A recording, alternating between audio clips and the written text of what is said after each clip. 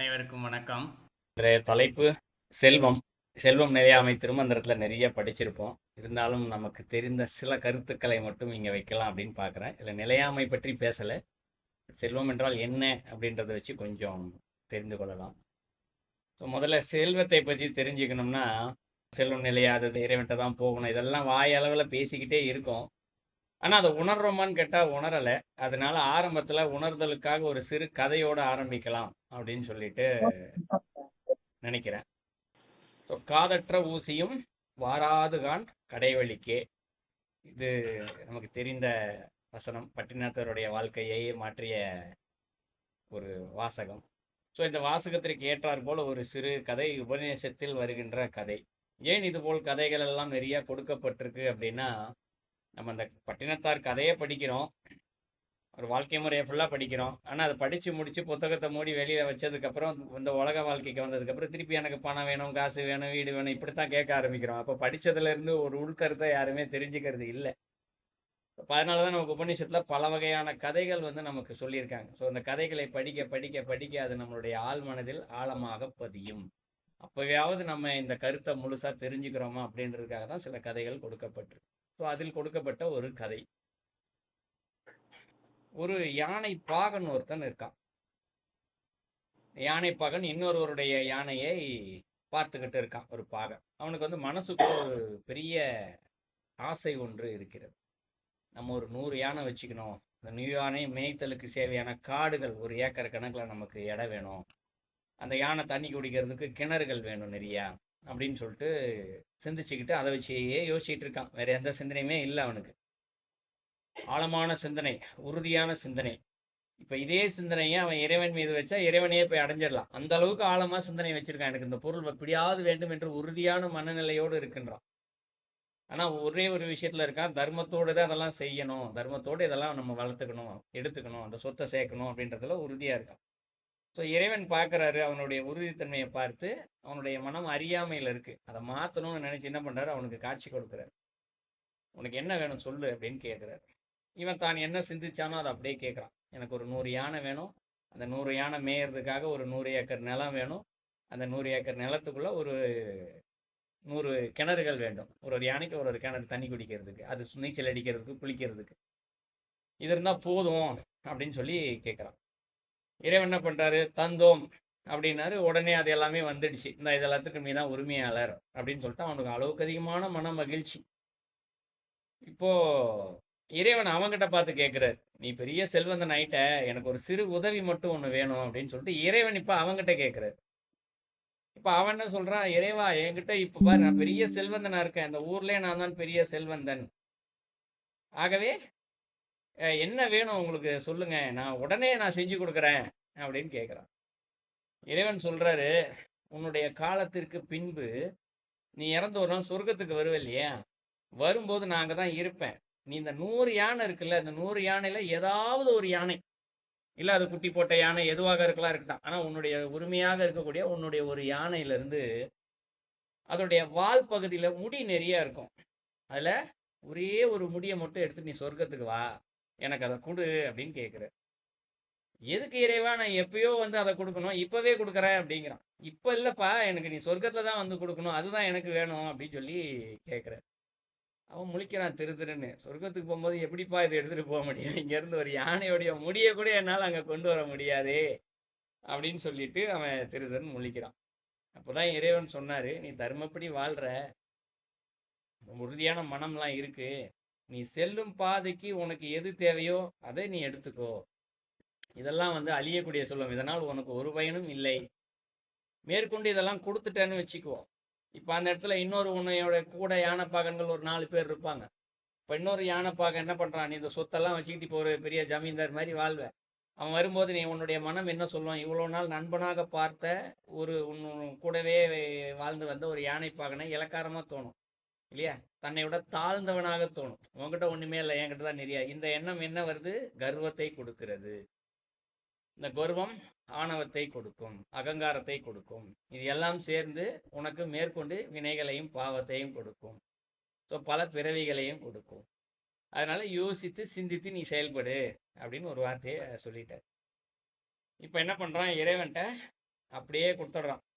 எல்லாம் எதுவுமே எனக்கு வேணாம் இறைவா, எனக்கு எது நல்லதோ அதை வரைக்கும் நீ செஞ்சு கொடு அப்படின்னு சொல்லிட்டு கொடுத்துட்டு இப்போ சிந்திக்க ஆரம்பிக்கிறான். இவ்வளோ நாள் மன உறுதி எதில் இருந்தது? யானை, நிலம், கிணறு, இது மேலே இருந்தது. இப்போ இவன் சிந்தனை வேற இடத்துக்கு போயிடுச்சு. இந்த இறைவனை மிகப்பெரிய செல்வம் இறைவன், அவரை எப்படியாவது அடையணும் அப்படின்ற எண்ணத்தில் நோக்கி உட்காந்துட்டான். இப்போ அதன் வழியாக சிந்திக்க ஆரம்பிச்சிட்டான். ஸோ இதோட அந்த கதை முடியுது. இரண்டாவது இன்னொரு சின்ன கதை தான். ஏன் இந்த கதையாக சொல்லி ஆரம்பிக்கிறேன்னா, அப்போதான் அதோடைய ஆழத்தை தெரிந்து கொள்ள முடியும். ஏன்னா உலக ரீதியாக முதல் பார்த்த கதையில் கேட்ட மாதிரி இன்னைக்கு எல்லாத்துக்குமே அந்த எண்ணம் இருக்குது. எனக்கு வீடு வேணும், கார் வேணும், இப்படி பலருக்கு எண்ணங்கள் இருக்கிறது. அவர்களுக்காக முதல் கதை. இரண்டாவது கதை, எண்ணம் இதே தான். ஆனால் அந்த எண்ணம் எப்படி இருக்கு அப்படின்னா, அடுத்தவர்களை பார்த்து ஒப்பிட்டு தனக்கும் அதுபோல் வேண்டும் என்று சொல்லப்படுது. முதல்ல இருக்கிறது 100 யானை, அவனுடைய ஆசையா நினைச்சு சொல்லிட்டான். இப்போ இன்னொருத்தர் வேற மாதிரி யோசிக்கலாம்ல. அங்க ஒருத்தர் 100 யானை வச்சிருக்காரு, அதே மாதிரி எனக்கு வேணும். அங்க ஒருத்தர் 100 ஏக்கர் நிலம் வச்சிருக்காரு, அதே மாதிரி எனக்கு நிலம் வேணும். அங்க விமானம் வச்சிருக்காரு, கார் வச்சிருக்காரு, அதே மாதிரி. ஸோ அடுத்தவர்களை பார்த்து ஒப்பிட்டு கொள்ளுதல் இந்த இடத்துல. அவரை மாதிரியே எனக்கு வேணும் சொத்து அப்படின்னு சொல்லப்படுறது. ஸோ இதுபோல் எண்ணங்கள் இருப்பவர்களுக்காக அதே உபநிஷத்துல ஒரு கதைகள் சொல்லப்படுது. ஒரு பெரிய துறவி இருக்கார். அவர்கிட்ட ஒண்ணுமே கிடையாது இந்த இடத்துல, வெறும் பாவனத்தை மட்டும்தான் போட்டு சுத்திக்கிட்டு இருக்காரு. ஆனா அவரை பார்க்க மக்கள் கூட்டம் கூட்டமாக கூடுகிறார்கள். வேறு நாட்டு அரசர்கள் எல்லாமே கூடுகிறார்கள் இந்த இடத்துல. அந்த நாட்டை சேர்ந்த அரசனுக்கு இதை பார்க்கும்போது தோணுது, நம்ம இந்த நாட்டையே ஆட்சி செய்கிறோம், நம்மளை பார்க்க யாரும் இப்படி வரமாட்டாங்களே, இந்த துறவியை மட்டும்தான் பார்க்க வராங்க. நம்மக்கிட்ட என்ன மாட மாளிகை இருக்குது, கோபுரங்கள் இருக்குது, செல்வம் இருக்குது, இல்லாத செல்வங்கள் எல்லாம் நம்மக்கிட்ட கொட்டி கிடக்கு. ஆனால் ஏன் நம்மக்கிட்ட யாரும் மரியாதை கொடுக்க மாட்டாங்க அப்படின்னு சொல்லி அவருக்கு ஒரு சிறு எண்ணம், சந்தேகம் மனசில் வந்துருச்சு. ஒரு தற்பெருமை. அவருக்கு மட்டும் தற்பெருமைன்னு சொல்கிறத விட ஒரு அகங்கார குணம் இந்த இடத்துல. தனக்கிட்ட இல்லாதது அவர்கிட்ட என்ன இருக்கு, ஒரு தீய குணம்னு வச்சுக்கலாம். இதுக்கு பதில் கிடைக்கிறதுக்காக என்ன பண்றான், சரி பதில் சொல்றதுக்கு கேட்டு பார்க்கறாரு, யாருக்கும் பதில் தெரியல. சரி துறவியவே போய் கேட்டுருவோமே அப்படின்னு சொல்லிட்டு துறவியவே போய் கேட்கிறாரு. துறவி, உங்களை பார்த்தா எனக்கு இது போல தீய எண்ணங்கள்லாம் வருகிறது, முதல்ல ஏன் இந்த எண்ணம் வருதுன்னு எனக்கு தெரியணும், இது போகணும், அதுக்கும் எனக்கு ஒரு வழி சொல்லுங்க அப்படின்னு கேட்கிறாரு. அப்பதான் துறவி சொல்றாரு, நீ ஒப்பிட்டு பார்த்தலே இங்கு செய்து கொண்டிருக்கின்றாய். அவருக்கு இருக்க மாதிரியே நமக்கும் அந்த பெருமை வரணும்னு தான் நினைக்கிறிய தவிர்த்து உங்ககிட்ட என்ன இருக்குன்றதை நீ நினைக்கல அப்படின்னு சொல்லிட்டு என்ன சொல்றாரு, ஆகாசத்தை பார், சூரியன் பட்டொளி வீசி பிரகாசிக்கிறது. அப்படியே பூமியை பார், ஒரு பூக்கள் நிறைந்த சோலை இருக்கு, ஒவ்வொரு பூக்களும் அவ்வளவு மனத்தை கொடுக்கின்றது. இந்த பூ ஒரு நாளும் சூரியனை பார்த்து நான் அது போல் பிரகாசிக்க முடியவில்லை என்று ஏங்கவில்லை. அதே போல சூரியனும் இந்த பூ மாதிரி என்னால் மனத்தை கொடுக்க முடியவில்லையே என்று ஏங்கவில்லை. அது தன்னுடைய பணியை சிறப்பாக செய்து கொண்டிருக்கின்றது. ஆகையால் அது தனித்து தெரிகிறது. சூரியன் தன்னுடைய வேலையை மட்டும் செய்து யாரை வச்சும் கம்பேர் பண்ணல, சிந்திக்கல. எனக்கான கடமை என்னவோ அதை மட்டும் செஞ்சுக்கிட்டே இருக்கு. நான் செய்யறேன்ற கூட எண்ணம் கூட சூரியன்ட்ட இல்லை. மலர்கள் கிட்டேயும் அதே தான். ஒரே நாள் அழிந்து போகக்கூடியது மலர், வாடி போயிடும், ஒரு நாள் அடுத்த நாளே வாடி போயிடும். ஆனால் அதுவும் ஒரு நாளும் கவலைப்படலை, நான் சூரியன் மாதிரி பிரகாசிக்கலையே, எல்லாரும் இவ்வளோ நாள் வாழ்றாங்களே, நான் மட்டும் ஒரு நாளில் வாழ்ந்து மடிஞ்சிடறேன்ற எண்ணம் அதற்கு இல்லை. அதனால் அது இங்கு தனித்து தெரிகிறது. இந்த மனிதன் மட்டும் எப்போ பண்றான், எப்போ பார்த்தாலும் ஒப்பிட்டு கொண்டே இருக்கிறான். தான் கிட்ட என்ன இருக்குன்றது அவனுக்கு தெரியல. பூ கிட்ட மனம் இருக்க மாதிரி, சூரியன் கிட்ட வெளிச்சம் இருக்க மாதிரி தன்னிடம் இருக்கக்கூடிய குணங்கள், இறைவன் அவ்வளோ நல்ல குணத்தை கொடுத்துருக்காரு இந்த இடத்துல. அன்பை அவனால வெளிப்படுத்த முடியும், தர்மத்தை அவனால வெளிப்படுத்த முடியும், தானத்தை அவனால வெளிப்படுத்த முடியும், நல்ல சிந்தனையை, அறிவை, கல்வியை, தான் கற்ற கல்வி, அறிவு, சிந்தனை, எவ்வளோ விஷயத்தை வெளிப்படுத்த முடியும். ஆனால் இது எதனையுமே இந்த மனிதன் வெளிப்படுத்துவதில்லை. ஏன்னா எல்லாமே அவன்கிட்ட இருக்கு. எதையாவது ஒன்றை மட்டும் குறிக்கோளாக கொண்டு அவன் வெளிப்படுத்தினால், நான் இன்று முதல் தர்மத்தை மட்டுமே செய்வேன், யார் எதனை கேட்டாலும் இல்லை என்று சொல்ல மாட்டேன், தானத்தை செய்வேன். கர்ணன் தானத்துல தானே சிறந்தவனா இருக்கான், ஏன் யார் எது கேட்டாலும் கொடுத்துருவான், தனித்து தெரிஞ்சானா இந்த இடத்துல, தான் கொண்ட கொள்கையில் உறுதியாக இருக்கின்றான். அப்போ ஒரு மனிதனிடம் இது போல் ஏதோ ஒன்று இருக்கின்றது. அதை மட்டும் அவன் செய்வானாகில் அவன் சிறந்தவனாக தெரிவான்.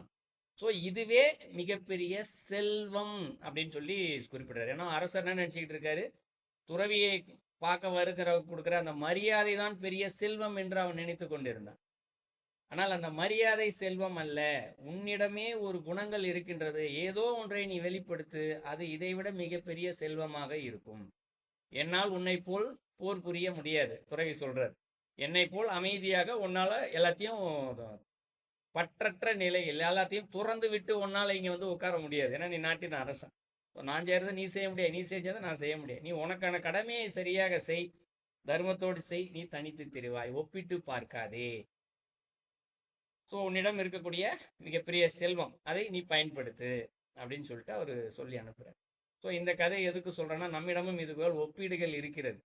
அவன் இதை விட பெரிய கார் வச்சுருக்கான், அவன் இதோட பெரிய வீடாக வச்சுருக்கான், இப்படி பல எண்ணங்கள் மனிதர்களிடம் இருக்கிறது. இதெல்லாம் தூக்கி போட்டு விட்டு இந்த சிறு சிறு குணங்கள் நிறையா இருக்குது. ஸோ அதை வச்சு கொஞ்சம் விளக்கமாகவே பார்ப்போம். செல்வம், செல்வம் என்றால் எது? இறைவன் தான் செல்வம், வேறு ஒன்றும் அல்ல. இறைவன் மட்டுமே செல்வம். திருமந்திரத்தில் ரொம்ப அழகான ஒரு விஷயத்த சொல்லுவார். செல்வம் நிலையாமை தலைப்பு இருக்குது திருமந்திரத்தில், முதல் தந்திரத்தில் இருக்குது, தெரியும்னு நினைக்கிறேன். அதில் ரொம்ப அழகான ஒரு வார்த்தையை சொல்லுவார். செல்வர் அப்படின்னு ஒரு பேர் கொடுப்பார் இறைவனுக்கு. அருளும் அரசனும் ஆணையும் தேரும் பொருளும் பிறர் கொள்ள போவதன் முன்னம் தெருளும் உயிரோடும் செல்வனை சேரின் அப்படின்னு ஒரு வார்த்தையை குறிக்கிறார். செல்வன்னா யாரு? இறைவனைத்தான் இங்க குறிக்கிறாரு. மருளும் பிணையவன் மாதவம் அன்றே அப்படின்னு சொல்றாரு. ஸோ மிகப்பெரிய செல்வன் யாரு? இறைவன் தான். அப்போ இறைவன் இங்கு அழியா பொருள். அப்போ அழியா பொருள் எதெல்லாம் இருக்கின்றதோ அதெல்லாம் இங்கு செல்வம்தான். இந்த உலகத்துல இருக்கக்கூடிய எல்லா பொருட்களுக்குமே செல்வன் அவர் தான். அப்போ அவரையே நம்ம இந்த இடத்துல பிடிச்சிட்டோம்னு வச்சுக்குவோம். அவரையே பிடிச்சிட்டோன்னா அப்புறம் இந்த செல்வங்கள் எல்லாம் என்ன? எல்லா செல்வங்களும் இங்கு தானாகவே நமக்கு கிடைத்து விடும். இதை புரிந்து கொள்வதற்காக அடிக்கடி நம்ம திருமந்திரத்துல ஒரு உதாரணம் சொல்லுவோம். ஒரு நாட்டுடைய அரசர், மன்னர் இருக்கார். அவர்கிட்ட போய் கேட்டோம்னா ஒரு கிராமத்தையே எழுதி கொடுப்பார், கிலோ கணக்கில் தங்கத்தை கொடுப்பார். ஆனா அவர்கிட்ட போயிட்டு எனக்கு பல் குத்துறதுக்கு ஒரு சிறு குச்சி ஒன்று கொடுங்க அப்படின்னு கேட்டால் எப்படி இருக்கும்? ஸோ அதுபோலத்தான் நாம் இன்று இறைவனிடம் கேட்டுக்கொண்டிருக்கின்றோம். இறைவன் கிட்ட எனக்கு பிறவி இல்லாத நிலையை கொடுக்கறதுக்கு தயாரா இருக்கார் இறைவன். முக்தியை கொடு, வீடு பேற்றை கொடு, இல்லை நான் எப்பயுமே சொர்க்கத்திலே இருக்க வேணும், அதற்கான வசதி செய்து கொடு. இறைவன் எல்லாத்துக்கும் தயாரா இருக்கார், ஆனால் எல்லாத்தையும் கொடுக்கறது. ஆனால் அந்த இறைவன்கிட்ட போயிட்டு ஒரு பல்குச்சியை ஒரு அரசரிடம் கேட்பது போல் எனக்கு ஒரு வீடு கொடு, ஒரு வேலை கொடு, திருமணம் செஞ்சு கொடு, கல்யாணம் குழந்தை வரம் கொடு, இப்படி அழியும் பொருட்களாகத்தான் மக்கள் கேட்டுக்கொண்டே இருக்கின்றார்கள். ஏன்னா இவர்களுக்கு செல்வம் என்றால் என்ன என்பது முதலில் தெரியவில்லை. ஸோ அதுதான் இந்த தலைப்பில் நான் முக்கியமாக பதிய வைக்க வேண்டிய ஒரு விஷயம். ஏன்னா எல்லாருமே பணம், தங்கம், வெள்ளி, இல்லையா, இந்த வீடு, அசையும் பொருள், அசையாச்ச மனை, இதைத்தான் செல்வம் என்று நினைத்து கொண்டிருக்கின்றார்கள். ஆனால் இது எதுவுமே செல்வம் கிடையாது. அசையாத ஒரு பொருள் இருக்கின்றது. அசையா சக்தியாக இறைவன் இருக்கார். அவர் தான் செல்வங்களுக்கெல்லாம் தலைவன் ஒருத்தர் இருக்காரு. ஸோ அந்த தலைவன் நம்மக்கிட்டலாம் அந்த செல்வத்தை அடையக்கூடிய சில வழிமுறைகளை, பொருளெல்லாம் நம்மக்கிட்ட கொடுத்துருக்காரு. ஸோ அதுதான் செல்வம். அந்த செல்வத்தை பற்றி தான் நம்ம கொஞ்சம் பதிவு வைக்கணுன்றதுக்காக இந்த தலைப்பை கொடுத்தோம். இப்போ இந்த இறைவனுக்கு ஏன் செல்வர் அப்படின்னு ஒரு பேர் வச்சிருப்பாரு அப்படின்னு யோசிச்சோம்னா, நம்ம சொல்லுவோம் இல்லையா, ஒருத்தர் ஆட்டோ வச்சிருந்தாருன்னா ஒரு ஆட்டோக்காரரு, ரிக்ஷா வச்சிருந்தா ரிக்ஷாக்காரரு, காய்கறி வித்தாருன்னா ஒரு காய்கறிக்காரர் அப்படின்னு சொல்லுவ மாதிரி மொத்த உலகம், இந்த உலகம் மட்டும் இல்லை, 7-14 உலகங்கள் இருக்கு. எல்லா உலகத்தையும் வச்சிருக்கவர் அவர் தான் இந்த இடத்துல. மிகப்பெரிய செல்வர். அந்த செல்வரை எப்படி அடைவது அப்படின்னு பார்த்தோம்னா, இந்த முல்லை முள்ளால் எடுத்தல் அப்படின்னு சொல்லுவோம் இல்லையா, அதுபோல செல்வத்தை வைத்து ஒரு செல்வத்தை பிடித்து அந்த செல்வரை அடையலாம். இப்போ எல்லாத்துக்கும் ஒரு கேள்வி வந்துடும், செல்வத்தை பிடித்து செல்வத்தை அடையலாம் அப்படின்னா பணம் நிறையா இருந்தால் அந்த இறைவன் அடைஞ்சிடலாமா? தங்கம் நிறையா இருந்தால், பணம், இந்த சொத்துக்கள்லாம் நிறையா இருந்தால் இறைவன் அடைஞ்சிடலாமா அப்படின்னு ஒரு எண்ணம் வந்துடும். அதுதான் முன்னாடியே சொல்லியிருந்தேன், இதெல்லாம் செல்வம் அல்ல. உண்மையான செல்வம் என்பது வேறு. இந்த உலகியல் ரீதியாக மக்கள் இப்போ சிந்தித்து கொண்டிருக்கின்றார்கள் இல்லையா, செல்வம் என்று வீடு, பணம், காசு, நகை, பொன், பொருள், இதெல்லாம். இது எல்லாத்தையுமே திருமந்திரத்தில் அதே செல்வம் நிலைய சமயத்தில் பாடலே 169வது பாடலில் ரொம்ப அழகாக சொல்லுவார். துயக்குறு செல்வத்தை சொல்லவும் வேண்டா அப்படின்னு சொல்றார். ஒரு துன்பம் கொடுக்கின்ற உலக செல்வங்களால் வரும் துன்பத்தை பற்றியும் சொல்லவும் வேண்டுமோ அப்படின்னு ரொம்ப அழகா சொல்றாரு. இதில் துயக்கு அப்படின்னாலே இந்த இடத்துல துன்பம் தான். துயக்குறு செல்வத்தை சொல்லவும் வேண்டாம். இது எல்லாமே துன்பத்தை மட்டுமே தான் கொடுக்கும், துன்பத்தை தவிர்த்து இன்பத்தை உறுதியாக கொடுக்காது அப்படின்றது ரொம்ப அந்த பாடலே சொல்லிட்டார். ஸோ அதன்படி நாம் செல்வம் எது நினைக்கின்றோமோ அது செல்வம் இல்லை. அப்படி என்றால் எது செல்வம், அந்த செல்வரை எப்படி அடைவது கொஞ்சம் பார்ப்போம். முதலில் செல்வம் என்றால் என்ன, இறைவன், அதை தெரிஞ்சுக்கிட்டோம். இப்போ அந்த செல்வரை அடைய வேண்டுமானால் நம்மக்கிட்ட என்னென்னலாம் செல்வம் இருக்குது அப்படின்றத முதல்ல நம்ம தெரிஞ்சுக்கணும். ஸோ முதலில் நமக்குள்ளே இருக்கக்கூடியது நம்ம ஒரு தமிழ் அகராதியில் போய் தேடி பார்த்தோம்னா செல்வம் அப்படின்னு தமிழ் அகராதியில் போய் தேடி பார்த்தோம்னா சில வார்த்தைகள் வரும். கல்வி, அழகு, செழிப்பு, நுகர்ச்சி, ஐஸ்வர்யம், சொர்க்கம், இப்படி நிறைய வார்த்தைகள் வரும். எந்த இடத்துலையுமே தங்கம், பொன், பொருள், வீடு என்று இருக்காது. நல்லா பார்த்தோம்னா செல்வம் என்ற வார்த்தைக்கு தமிழ் அகராதியிலே பொருள், அந்த வேறு நாம் நினைத்து கொண்டிருக்கின்ற பொருள் இல்லை. கல்வியைத்தான் முதல் செல்வம் என்று சொல்லப்படுகின்றது. கல்வி என்றால் என்ன, அறிவு தான் கல்வி. ஒருத்தர் பள்ளிக்கூடத்துக்கே போகலை, ஆனால் அவர்கிட்ட அறிவு நிறைய இருக்குது. கண்ணால் பார்த்தோன்னே இதை எப்படி செய்யணும்னு நினச்சி செஞ்சு முடிச்சிடுறாருன்னு வச்சுக்கோங்க. ஒரு தொழிலை, கைத்தொழில் ஏதோ ஒன்று, அப்பொழுது அவர் கல்வி தெரிந்தவர் தான், அறிவு உள்ளவர் தான். அப்போ கல்வி என்று சொல்லப்படுகின்றது இங்கு அறிவு. தான் கற்ற அறிவை, கல்வியை சரியாக செயல்முறைக்கு கொண்டு வரும்போது அவருக்கு ஒழுக்கம் என்பது வரும். ஸோ ஒழுக்கம் இல்லாத கல்வி வீண் தான் எப்போதுமே. அப்போ ஒழுக்கத்தோடு கற்ற கல்வியினால் அறிவு வளரும் இல்லையா. ஒன்று அந்த கல்வி, அறிவு, அதனால் ஒழுக்கம் வருது. ஒழுக்கத்தினால இங்கே அறிவு அது மேலும் வளர்ந்து கொண்டே இருக்குது, ஒன்றை ஒன்று சார்ந்து இருக்கின்றது. ஸோ மேலும் வளர்ந்து கொண்டே இருக்கின்றது. ஸோ இந்த கல்வியை, இந்த அறிவை, இந்த ஒழுக்கத்தை யாராலும் பிடுங்க முடியாது இல்லையா. யாரும் ஒரு திருடிட்டு போக முடியாது நம்மக்கிட்ட இருந்து தானம் வாங்கிட்டு யாரும் போக முடியாது. நாமே யாருக்காவது தர்மமாக கொடுக்கணும் வேண்டும் என்று சிந்தித்தால் கூட நம்மால் கொடுக்கவும் முடியாது. ஸோ நாம் இந்த உடம்பு இருக்கும் வரை இந்த பொருள் நம்மோடு இருக்கும். அதாவது இந்த உடல் அழியும் வரை, உடல் அழியாத வரைக்கும் இதுவும் அழியா பொருளாக நம்மோடு தான் இருக்கும். அப்பக்கிட்ட நம்மக்கிட்ட இருக்கக்கூடிய பல செல்வங்களில் ஒரு செல்வம் எது, கல்வி, அறிவு, ஒழுக்கம். இதை பிண்ட தத்துவத்துக்குள்ள பார்த்துக்கலாம். ஸோ இந்த பிண்ட தத்துவத்துக்குள்ள அழியாத செல்வம் ஒன்று இருக்கு. இந்த செல்வத்தை வைத்து நம்ம அண்ட தத்துவத்தில் இருக்கக்கூடிய அந்த செல்வராகிய இறைவனை நாம் அடையலாம். எப்படி அடையலாம்? இந்த கல்வி, ஒழுக்கம், அறிவு, இது ஒன்றை ஒன்று சார்ந்து இருக்குன்னு சொல்றோம் இல்லையா. ஸோ ஒன்றை ஒன்று பற்றி கொண்டு வளர்ந்து கொண்டே செல்லும். அப்ப கல்வியினுடைய உச்சம் எது, ஒழுக்கத்தினுடைய உச்சம் எது, அறிவினுடைய உச்சம் எது, இறைவன் தான். நம்ம பேரறிவு ஞானம்னு சொல்லுவோம். இப்போ இருக்கிறது சிற்றறிவு. ஸோ பேரறிவு ஞானம், அங்கே சென்று கல்வியினுடைய எல்லையில் சென்று பார்த்தால் சரஸ்வதி தான் இருப்பா, இறைவன் தான். அறிவினுடைய எல்லையில பார்த்தோம்னாலும் சரி, இந்த இடத்துல இறைவன் தான் இருப்பார். சித்தாந்தம், வேதாந்தம்னு சொல்லுவோம். ஸோ வேதாந்தம் என்று சொல்லக்கூடியது அறிவினுடைய எல்லை. ஸோ இறைவன் தான் இருப்பார். ஸோ அப்போ நம்ம கிட்ட இருக்கக்கூடிய சிறிய அறிவை வைத்து, சிறிய ஒழுக்கம், கல்வியை வைத்து நம்மால் நிச்சயமாக அந்த பேரறிவை பெற முடியும். நான் திருப்பி சொல்கிறேன், கல்வி என்று சொல்லப்படுவது படித்த கல்வி மட்டும் அல்ல. அதுக்குன்னு பள்ளிக்கூடத்துக்கே போலையே அப்போ என்னால் இதை அடைய முடியாதா என்பது அல்ல. ஒரு பெண்மணி நல்லா சமையல் செய்ய தெரிந்திருந்தால் கூட சரி, அது கல்விதான். அப்படி பார்க்கும்போதே சொல்லுவாங்க, உப்பு தாசி இருக்குது, இதில் பருப்பு சரியாக வேகலை, பார்த்தோன்னே சொல்லக்கூடிய பெண்கள்லாம் நிறைய பேர் இருக்காங்க இல்லைங்களா. அவர்கள் படித்திருக்க, அதுவும் ஒரு கல்வி தான். அப்போ தான் தெரிந்த கல்வியை என்ன பண்ணணும், அவர்கள் சரியாக எனக்கு தான் எல்லாமே தெரியும்னு சிந்தித்தாலும் அது கல்வி அல்ல இல்லையா. அதை வைத்து கொண்டு ஒழுக்கத்தை தான் கற்றுக்கொள்ள வேண்டும். இதை எல்லாருக்கும் சொல்லிக் கொடுக்கணும் என்ற சிந்தனை, எல்லாரும் தெரிஞ்சுக்கின்ற சிந்தனை. இதுபோல் இது புரிஞ்சுக்கிறதுக்காக சொல்கிறேன், சமையல் என்று சொல்லப்படுவது. பட் தொழில் கல்வியாக இருந்தாலும் படிப்பு கல்வியாக இருந்தாலும் சரி, அதை ஒழுக்கத்தின்படி சரியாக செய்தோம் எனால் அறிவும் வளரும், அறிவை வைத்து கொண்டு கல்வி வரும், ஒன்றை ஒன்று சார்ந்து. அப்போ அதனுடைய எல்லைக்கு நம்ம செல்லலாம். ஒரு செல்வத்தை வச்சு பார்த்தோம், கல்வி செல்வம். இரண்டாவது, அகராதியில் அழகு என்ற ஒரு வார்த்தை இருக்கு. செல்வத்திற்கு அழகு என்று எப்படி பொருள் பொருந்தோம்? ஏன்னா நம்ம உலக ரீதியாக நம்ம அழகு என்று எதை பார்த்து கொண்டு இருக்கின்றோம் என்றால், இந்த முகத்தினுடைய அழகு, உடம்பினுடைய அழகு. எனக்கு தொப்பை குறைஞ்சி போச்சா, நான் அழகாக இருக்கேனா, நான் ஒல்லியாக இருக்கேனா, என் முகத்தில் கருப்புள்ளி இல்லையா, இல்லையா, என் முகம் பளிச்சுன்னு இருக்கா, இப்படித்தான் நாம் யோசித்து கொண்டு இங்கே இருக்கின்றோம். ஸோ இதைத்தான் அழகு என்று நாம் நினச்சிக்கிட்டு இருக்கோம். ஆனால் அழகு என்பது வெளிப்புறம் பார்க்கக்கூடிய இந்த அழகு அல்ல. இதற்கு ஒரு பழமொழி சொல்வார்கள், அகத்தின் அழகு முகத்தில் தெரியும். சான்றோர்கள் நமக்கு முன்னாடி சொல்லி வச்சுட்டாங்க. அப்போ என்ன பொருள் இந்த இடத்துல? அகம் என்று சொல்லப்படுவது உள்ளே. நமக்குள்ளே எல்லாத்துக்குமே அகம் இருக்கு. இந்த அகத்துல இன்னைக்கு அகங்காரம், ஆணவம் இதெல்லாம் அதிகப்படியாக இருக்கின்றது. அதெல்லாம் வெளியில முகத்துல காமிச்சு கொடுக்கும். ஒருத்தர் கோவம் வந்துருச்சுன்னா சும்மா உட்காந்துட்டு இருந்தா கூட சரி, முகத்தை பார்த்து கண்டுபிடிச்சிடுறாங்கல்ல. இன்னும் ஒரு முகமே சரியில்லை, கோவமா இருக்காரு. அதுவும் குழந்தைங்கள பார்த்தா ரொம்பவே ஈஸியாக கண்டுபிடிக்கலாம். இப்படி உட்காந்துட்டு இருக்கோம் குழந்தை, என்ன முகம் சரியில்லை, கோவமா இருக்கு குழந்தை அப்படின்னு சிரிப்பாங்க.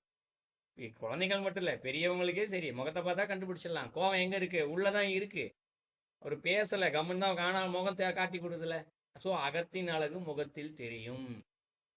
அதுபோல இந்த அகங்காரம், ஆணவம் ஒருவருக்கு இல்லை என்றாலும் சரி, இப்போ நம்மகிட்ட இருக்கக்கூடிய சிற்றறிவில் நம்மளால கண்டுபிடிக்க முடியாது. இவருக்குள்ள அகங்காரம் இருக்கா இல்லையா? பேச்சில் வேணா கண்டுபிடிக்கலாம், நான் பேசுவாங்க.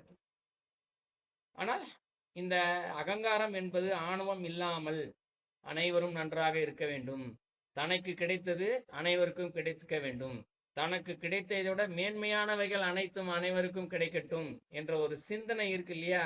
இந்த சிந்தனை என்பது உள்ளுக்குள்ளிருந்து வரும்போது வெளியே அழகு அந்த முகத்தில் தோன்றும். என்ன தோணும்? அதுக்கு பேர் தான் தேஜஸ் அப்படின்னு சொல்லுவாங்க. முகம் நல்லா தேஜஸா, துறவிகளுக்கும் ஞானிகளுக்கும் சொல்லுவாங்க இல்லையா, முகம் ரொம்ப தேஜஸா இருக்குன்னு. அதுதான், ஏன்னா உள்ளுக்குள்ள நல்லா இருக்கு, அது வெளியில வருது. இந்த எண்ணத்தை யாருக்கும் சொல்லி வர வைக்க முடியாது. இப்போ நான் சொல்லிட்டேன் உங்ககிட்ட, இது போல சிந்திக்கணும் அப்படின்னு. ஸோ நான் சொல்றதுனால ஆகா வகுப்புல வந்து சொல்லிட்டாரு, அதனால இனிமேட் நான் இதெல்லாம் இப்படி தான் இருக்க போறேன், அகங்காரம் ஆணவம் எல்லாம் இருக்க போறேன், எல்லாருக்கும் எல்லாமே கிடைக்கட்டும், நான் சிந்திக்க போறேன் அப்படின்னு யாராவது ஒருத்தருக்காவது எண்ணம் வரலாம். ஆனால் எண்ணம் வருமே, அதை 100 பேருக்கு எண்ணம் வரலாம். ஆனால் ஒருத்தர் செயல்படுத்தினால் பெரிய விஷயம். எல்லாரும் அவ்வளோ சீக்கிரமாக இதை செயல்படுத்த முடியாது. ஏன்னா உள்ளே இருக்கக்கூடிய வினைகள், கர்மா, இந்த 5 புலன்கள் இருக்கு இல்லையா, அது அவ்வளோ சீக்கிரம் நல்லது செய்ய விட்டுறாது. இந்த இடத்துல பிடிச்சி தன்னுடைய நோக்கு தான் எப்படி செல்கிறோமோ அதன் போக்கில் தான் இது இழுத்து கொண்டு செல்லும். அதில் இந்த எண்ணத்தை யாருக்கும் சொல்லி வரவழைக்க முடியாது. இந்த எண்ணத்தை வளர்த்துக்கொள் என்று அடுத்தவர்களை கட்டாயப்படுத்தியோ மிரட்டியோ அந்த எண்ணத்தை வரவழைக்க முடியாது. இதான் இன்னைக்கு ப்ராக்டிக்கல். இந்த உலகத்துக்கு சொல்லப்போனால் இன்னைக்கு இருக்கக்கூடிய ப்ராக்டிக்கலாக பார்த்தா அதான். அப்போ நம்ம என்ன சிந்திக்கலாம்? அப்போ அகத்தை நம்ம அழகாக வச்சுக்கலாம். அழகத்துனா என்ன? எண்ணத்தை வளர்த்து கொண்டால் அந்த எண்ணம் என்ன செய்யும்? மசில் மெமரியாக பழகிடும். நம்ம இன்னைக்கு வழக்கமாக வாழ்க வளமுடன் என்ற ஒரு வார்த்தையை வந்து பயன்படுத்துவோம். வாழ்க வளமுடன் 2 பேர் பார்த்துக்கும் போது பேசிக்குவாங்க. அந்த எண்ணம் மனதில் பதிய பதிய பதிய என்ன ஆகும்? அந்த வாக்கு மெய்யாகும். உள்ளுக்குள்ளதான் நினைக்கிறோம். அழகு என்று சொல்லப்படுவது என்ன? உள்ள நினைக்கிறது வெளியில காமிக்கும். ஒரு வாடி இருக்குன்ற ஒரு செடியை கூட போய் பார்த்து வாழ்க வளமுடன், நீ சீக்கிரமா நல்லா வளருன்னு சொன்னா போதும், அழகா அது பூத்து குலுங்க ஆரம்பிச்சிடும்.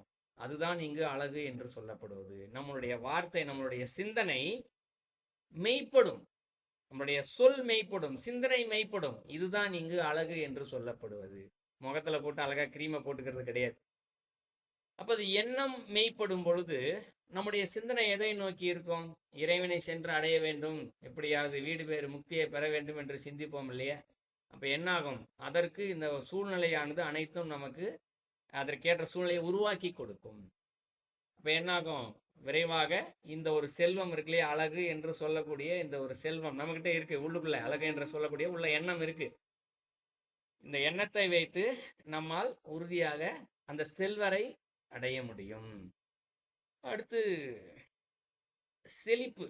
இதே அகராதியில சொல்லப்படுறது. எது செழிப்பு அப்படின்னா, நம்ம பேச்சு வழக்காக சொல்லுவோம், தோட்டங்கள் நல்ல செழிப்பாக வளர்ந்திருக்கிறது, பச்சை பசேல் நல்ல செழிப்பா வளர்ந்துருக்கு, விவசாயம் நிறைய வந்திருக்கு அப்படின்னு சொல்லுவோம். அப்போ அதுக்கு உள்ள என்ன இருக்கு பார்த்தோம்னா, முதல்ல ஒரு விதை போடுறாங்க, விதை செடியா வருது, மாறுது. செடி என்ன பண்ணுது? ஒரு மரமா மாறுது, இல்ல கொடியா மாறுது. அதுதான் என்ன பண்ணுது? காய்கறிகள்லாம் கொடுக்குது, நல்ல செழிப்பா வளர்ந்துருக்கு சொல்லுவோம். இல்ல ஒரு காடு வளர்ந்துருக்கு, நல்ல செழிப்பா காடு வளர்ந்துருக்கு அப்படின்னு சொல்லுவோம். ஸோ ஒரு பொருள் அதனுடைய முற்றுப்பெற்ற தன்மையில் நன்றாக இருக்கும் பொழுது அதனை செழிப்பு என்று சொல்கிறோம். அதாவது அடுத்தவர்களுக்கு பயன்படும் பொழுது. விவசாயம் நல்லா வளர்ந்துருந்துன்னா அது தோட்டக்காரருக்கு நன்றாக பயன்படும். காடு நல்லா செழிப்பாக வளர்ந்துன்னா அங்கே இருக்கக்கூடிய விலங்கினங்கள் எல்லாத்துக்குமே நன்மையை கொடுக்கும். இப்போ செழிப்பு என்று சொல்லப்படுவது, நான் வந்து பணக்காரனாக இருக்கேன், என்கிட்ட பணம் நிறைய இருக்குது, அதனால நான் செழிப்பாக இருக்கேன் என்பது பொருள் அல்ல. இன்னைக்கு செழிப்புனா என்ன? பேச்சு வழக்கா சொல்லுவாங்க. ஒருத்தருக்கு நல்ல வசதி, நல்ல வேலை வாய்ப்பு, நல்ல சம்பளம் வாங்குறான். உனக்கு என்னப்பா நல்லா செழிப்பா இருக்க நீ? அப்படின்னு ஒரு பேச்சு வழக்கா அந்த வார்த்தையை பயன்படுத்துவாங்க. இப்ப செழிப்புன்னா என்ன எல்லாரும் நினைச்சுக்கிட்டு இருக்காங்க? பணம் காசு நிறைய இருந்தா அவர் செழிப்பா இருக்காங்கன்னு நினைச்சிட்டு இருக்காங்க. அது அல்ல செழிப்பு என்பதற்கு பொருள். செழிப்பு என்று சொல்லப்படுவது ஒன்று இன்னொன்றுக்கு உதவ வேண்டும், பயன்பட வேண்டும். அதுதான் இங்கு செழிப்பு என்று சொல்லப்படுவது. அப்ப நம்ம கிட்ட என்ன இருக்கு இங்க செழிப்பா கொடுக்கறதுக்கு அப்படின்னா, நாம் கற்ற கல்வி, அந்த கல்வியினால் வந்த ஒழுக்கம், இதை முன்னாடி பார்த்தோம் இல்லையா? அதனால என்ன வரணும்? அடுத்தவர்களை பார்க்கும் பொழுது அன்பு என்ற ஒன்று வெளிப்பட வேண்டும். அன்பு வந்து வெளிப்பட்டுக்கிட்டே இருந்துச்சுன்னு வச்சுக்குவோம். அது என்ன செய்யும்? அடுத்தவர்களுக்கு நன்மை கொடுக்குமா? யாராவது ஒருத்தர் கோபமா இருந்தா கூட சரி, ஒரு அன்போடு போய் அந்த இடத்துல அமைதியா இருப்பான்னு ஒரு வார்த்தை, சும்மா அமைதியா இருன்னு வார்த்தையை பேசுறது இல்லை, ஒரு அன்போடு சொல்லுகின்ற அந்த ஒரு வார்த்தை. இல்லை துன்பத்தில் ஒருத்தர் இருக்காரா, கோபத்தில் இருக்கவருக்கு சொன்னால் கூட புரியாது, கஷ்டம். ஒருத்தர் துன்பத்தில் இருக்காரா, அன்போடு வென்று அவரிடம் 2 ஆறுதலான வார்த்தைகளை சொன்னால் அவருக்கு சிறிது ஆறுதலாக இருக்கும் இல்லையா? அதுவும் இங்கு செழிப்பு தான். நீ கொஞ்ச நேரம் பேசுனீங்க, எனக்கு கொஞ்சம் மனசு அமைதியாயிடுச்சு, கொஞ்சம் கவலை போச்சு. இது பேச்சு வழக்கா நம்ம கேள்விப்பட்டிருப்போம். நாமே எப்பொழுதாவது அனுபவித்துக்கலாம். இவரோட பேசினா எனக்கு கொஞ்சம் மனசு நிம்மதியா இருக்குப்பா சொல்லுவோம் இல்லையா? அப்ப அந்த அன்பை கொடுப்பவர் இந்த இடத்துல செழிப்பை கொடுக்கின்றார். அப்ப நாம என்ன செய்யலாம் இந்த இடத்துல அப்படின்னா, அன்பை வெளிக்கொடுத்தல். அப்ப அந்த அன்பை நம்ம கொடுத்துக்கிட்டே இருந்தா என்ன நடக்கும் இந்த இடத்துல அப்படின்னா, ஒரு நேரத்துல அன்பினுடைய பலனாக இங்க இறைவனுடைய அருள் நிறைய கிடைக்கும். ஏன்னா எல்லா உயிர்களையுமே இறைவனாக பார்க்க ஆரம்பிச்சிருவோம். அருள் கிடைக்க ஆரம்பிச்சிடும். அதனுடைய பலன் என்ன கிடைக்கும்? பற்றற்ற நிலை வரும். எதன் மீதும் பற்று இருக்காது. இதை அனுபவிக்கும் போது தான் தெரிஞ்சுக்க முடியும். திருமந்திரத்துல ரொம்ப அழகா ஒரு சில தலைப்புகள்லாம் கொடுத்துருப்பார். கல்வி, அதனால் கல்வினா அறிவு, அறிவால் வரக்கூடியது ஒழுக்கம், ஒழுக்கத்தினால் வரக்கூடியது அன்பு, அன்பினால் வரக்கூடியது அருள், அருவினால் வரக்கூடியது துறவு, துறவினால் வரக்கூடியது ஞானம். கல்வி தலைப்புல ரொம்ப அழகா ஸ்டெப் பை ஸ்டெப்பா கொடுத்துருப்பார். ஸோ இதுதான் நீங்க செழிப்பு என்று சொல்லப்படுவது. ஸோ ஒரு பற்றற்ற நிலை வரும். அதுக்காக நான் துறவியா போயிடுவோம் எல்லாரும் அப்படின்னு நான் சொல்ல வரல. இந்த இடத்துல எல்லாத்தையும் அனுபவிப்போம், ஆனால் அனுபவிப்பதை நான் என்ற அகங்காரம் இல்லாமல் அனுபவிப்போம். இதுதான் இந்த இடத்துல பற்றற்ற நிலை. அப்ப அதன் வழியாக ஒரு ஞானம் பெறுறோம் இல்லையா? அந்த ஞானம் தான் இங்கு செல்வம். ஏன்னா ஞானத்துல இறைவனை உணர்ந்துடுறோம். ஸோ செல்வரை இந்த இடத்துல உணர்ந்துடுறோம். இந்த இடத்துல ஞானமாக இருக்கக்கூடிய. ஸோ செழிப்பேற்றுன்னா இப்போ நம்ம செழிப்பா இருக்கோம்னு அர்த்தம். இது அன்பை கொடுத்து அருளையினால் பற்றற்ற நிலைக்கு போய் ஞானத்தை பெறுறோம். ஸோ இதனால ஒன்று இன்னொன்றாக மாறி இறுதியில் இறைவனை உணர்கின்றோம் இல்லையா? இதுதான் நீங்க செழிப்பு. இப்ப செழிப்பு என்ற செல்வம் நம்ம கிட்ட இருக்கு இல்லையா? நம்மால் அடுத்தவர்களுக்கு உதவி செய்ய முடிந்தால், நம்மால் பலருக்கு ஏதோ ஒரு வகையில் நன்மை கிடைத்தால், அப்ப நம்ம செழிப்பு என்ற ஒரு செல்வத்தை வைத்து அடுத்தவர்களுக்கு கொடுக்கின்றோம். இப்ப செழிப்பு என்ற ஒரு வழியாக இங்கு செல்வரை அடையலாம். யார்? இறைவனை அடையலாம். அடுத்து நுகர்வு. இதே நம்ம அகராதியில் பார்த்தோம்னா நுகர்வு என்ற ஒன்று, நுகர்ச்சின்னு இருக்கு. செல்வம் என்றது அகராதியில நுகர்ச்சி என்ற ஒன்று. நுகர்ச்சி எப்படி செல்வம் ஆகும்? நுகர்ச்சினா இது நம்ம ஒவ்வொரு வினாடியும் அனுபவிப்பு தான். நுகர்கிறோம் இல்லையா? சாப்பிட்றோம், தூங்குறோம், தண்ணி குடிக்கிறோம், ஓடுறோம், நடக்கிறோம், இதெல்லாம் நுகர்வு தான். இப்போ இதெல்லாம் செஞ்சுக்கிட்டே தானே இருக்கும். இதெல்லாம் வச்சு எப்படிப்பா இறைவன் அடையிறது?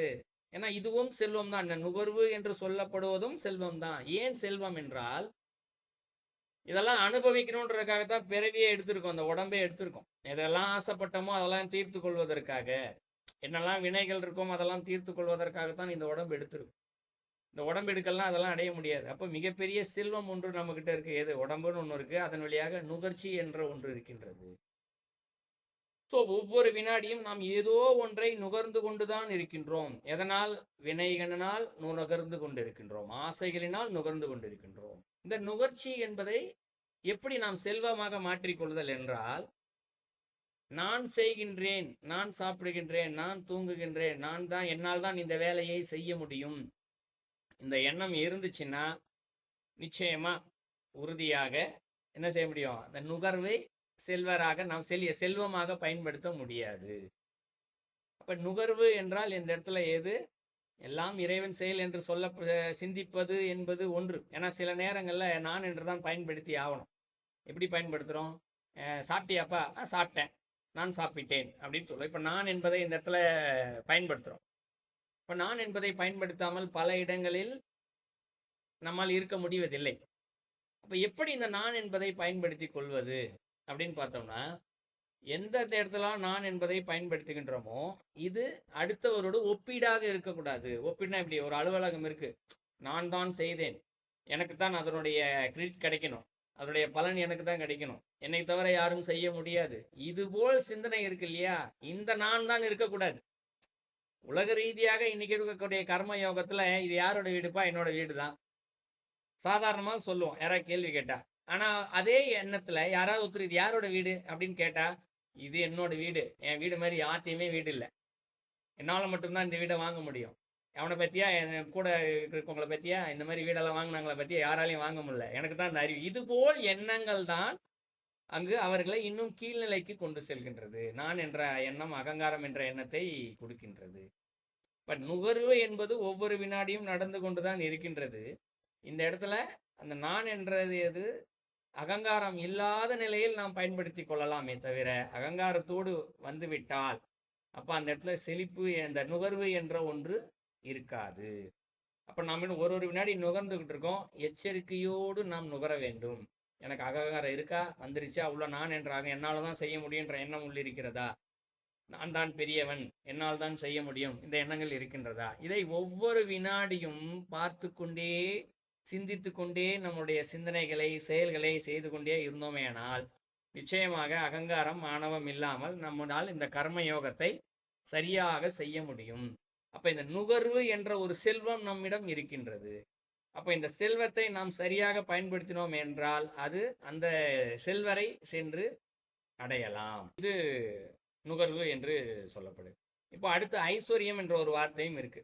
ஐஸ்வர்யம் முத்தோடு இரு, ரொம்ப ஐஸ்வர்யம் நிறையா இருக்குப்பான். ஐஸ்வர்யம்னா லட்சுமி என்ற ஒரு பொருள் இருக்கிறது.